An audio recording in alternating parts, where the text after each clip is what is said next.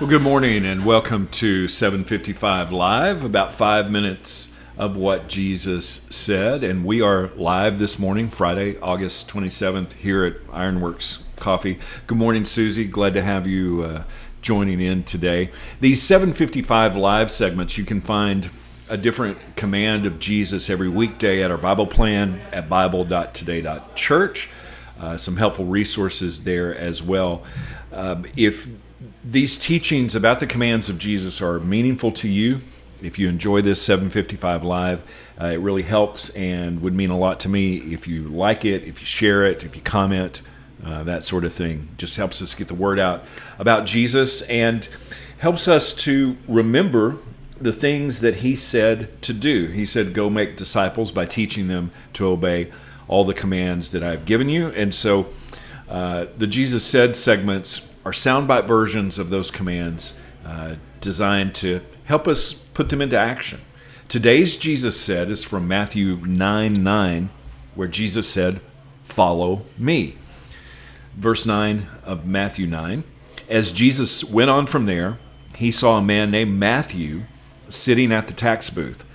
"Follow me," he said to him, and he got up and followed him. Now, the context here, Jesus had just healed a paralyzed man, told him to stand up and walk, but he had another miracle still to perform. Someone was paralyzed by sin. Jesus saw Matthew in his natural habitat as a tax collector, at a position where put him, or a position that put him at odds with others in the society. And following a rabbi in this time period was a big deal. Most didn't even finish school.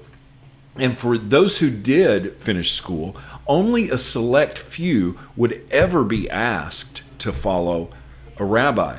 A student of a rabbi was a very high calling that no one or everyone didn't get to have the opportunity for. Jesus never said, follow Paul, follow Peter or James or Calvin or Martin Luther or John Wesley or the guy with cool sneakers on Instagram. Jesus said, follow me. And I think the biggest lie that the enemy has pulled over in our modern time is that somehow you can be a Christian without actually following Jesus. Following Jesus is radical. It takes change. It takes commitment.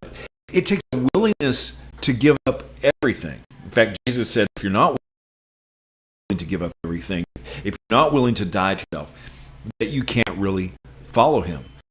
Anyone can believe in Jesus. The Bible tells us even demons believe that he's the Son of God. But it takes faith in action to follow him. So what does following look like? Doing what Jesus did and said to do. When he was talking to Matthew, this tax collector, he was a rabbi in that culture asking Matthew to be his full-time student, an apprentice in training. Follow me. And that's what he's saying to us today. Following Jesus is doing what Jesus did and said to do. Being his full-time student, willing to give up everything to be like our teacher, like our rabbi. Immediately after calling Matthew, Jesus went to Matthew's house with more sinners. Maybe we need to focus on following Jesus in that way. Taking Jesus to the people, following him. What does it mean to follow Jesus? What does follow me mean to you? What table, like Matthew, do you need to walk away from and just follow? Following Jesus means doing what he said. Actually being willing to give up the things in our life that aren't like him, to become his full-time student, following him in every area of our lives. Jesus said, follow me. How can we put that into action?